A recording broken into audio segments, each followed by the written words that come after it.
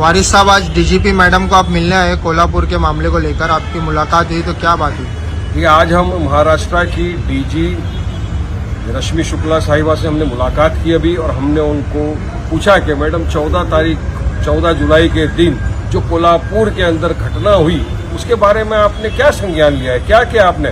हमको तो जो घटना दिख रही है वो 6 दिसंबर की याद दिला दी हमको। किस तरह से लोग मस्जिद के ऊपर चढ़ गए, कुछ हिंदुत्ववादी के गुंडे, और वहां पर हथौड़े से मीनारत को तोड़ रहे हैं, नीचे जा रहे हैं, मस्जिद के अंदर पूरा वेंडलाइज कर दिया, कुरान पाक की बेहुरमती की गई, उसको जलाया गया। इतना ही नहीं, उसके पहले मुसलमानों के घरों में जबरन घुसकर औरतों को मारा, लूटपाट की बच्चों को मारा, और ये सब हो रहा है और आपका पुलिस प्रशासन देख रहा है। तो आपका पुलिस प्रशासन टोटल फेल हो गया। मैडम, आपने क्या इसमें स्टेप लिया है? हमने यहां तक कहा कि जब इसको अनाउंसमेंट किया कि कल हम वहां जाएंगे, इल्लीगल अतिक्रमण है वो हम हटाएंगे, ये कर देंगे, जिस नेता ने इस बात का आह्वान दिया तो पुलिस प्रशासन ने उसको जाने की इजाजत क्यों दी? प्रिवेंटिव स्टेप्स क्या लिए? प्रिवेंटिव मेजर्स महाराष्ट्र सरकार ने क्या लिया, पुलिस ने क्या लिया कि इस तरह की घटना नहीं घटे? तो हमको तो ऐसा लगता है कि क्योंकि महाराष्ट्र में चुनाव आने वाले हैं अभी विधानसभा के, तो उसकी तैयारी शुरू कर दी है फडणवीस सरकार और शिंदे सरकार ने मिलकर।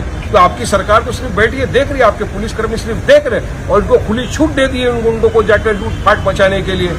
मैडम ने हमारी बात को सुना है, उन्होंने हमको कहा है कि अभी हमने 21 लोगों के ऊपर एफआईआर दर्ज किया है, 5 केस हमने बुक किए हैं, उनको पुलिस कस्टडी हुई है, 18 तारीख तक के वो पुलिस कस्टडी में रहेंगे, रिमांड उनको मिला हुआ है, और जो भी कर्मचारी हो, पुलिस वाला हो, कोई भी हो, हम उसके खिलाफ सख्त कार्रवाई करेंगे, उसको सख्त जेल डालेंगे, और हम ऐसा करेंगे कि आगे से इस तरह की कोई घटना न घटे। मैंने कहा मैडम देखिए, ये मैसेज ऐसा नहीं है कि मुसलमान डर गया है, नहीं, हम डरते किसी से नहीं है मैडम, लेकिन हम कायदे कानून का सम्मान करते हैं, कायदे कानून का पालन करते हैं, और हम कायदे कानून के दायरे में रहकर अपनी बात रखते हैं। अगर अब देखिए 4 तारीख को रिजल्ट आया, तब से लेकर अब तक मैडम हमने कहा कि कितनी जगहों के ऊपर मुसलमानों की मॉब लिंचिंग हो गई, कितनी जगहों पर मुसलमानों की मस्जिदों के ऊपर इस तरह से अटैक हो रहा है। और मैंने तो यहां तक कहा कि ये जो अटैक है ये हमको तो आतंकवादी अटैक टाइप दिख रहा है। किस तरह से गुंडे घुस रहे हैं ऊपर, आतंकवादियों की तरह मीनारत को तोड़ रहे हैं, घरों में घुस के औरतों को मारा जा रहा है, लूटा जा रहा है, और कोई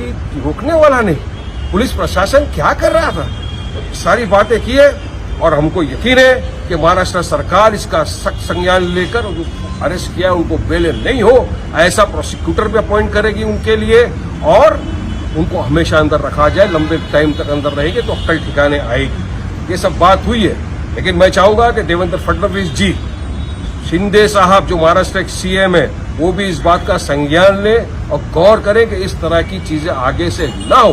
हम चाहते नहीं कि महाराष्ट्र का वातावरण खराब हो, मगर कुछ लोग चाहते हैं कि महाराष्ट्र के अंदर सांप्रदायिक तनाव पैदा हो, वातावरण खराब हो। उनके इरादों को, मंसूबों को अगर वाकई में आप सीरियस हो, वाकई में आप चाहते हो रोकना, तो इन जैसे दरिंदों गुंडों को आप सलाखों के पीछे लंबा टाइम रखिए, तब एक एग्जाम्पल जाएगा और हमको भी लगेगा कि हमारे साथ इंसाफ हुआ, हमको न्याय मिला है। वरना आप भी और कुछ जो सेक्युलर पार्टियां हैं जिनको मुसलमानों ने भर भर के वोट लिए मुसलमानों के, उनको आज सत्ता में बिठा दिया। बताइए कौन आया यहाँ पे, कौन मुंह खोल रहा है, कौन जुबान खोल रहा है? जिनको आपने एमपी बना के दिल्ली भेज दिया, कोई नहीं आया आज, कोई बात करने नहीं आया। लेकिन हमको मजलिस इत्तेहादुल मुस्लिमीन का हमारे कायद बैरिस्टर असदुद्दीन ओवैसी साहब ने हमेशा कहा है कि कुछ भी हो, हार जीत अल्लाह के हाथ में है, चुनाव से हमारा नहीं, मगर जाओ जहां पे इंसाफी हो रही है वहां पे लड़ाई लड़ो, हक की बात करो, संविधान के दायरे में रहकर अपनी बात रखो।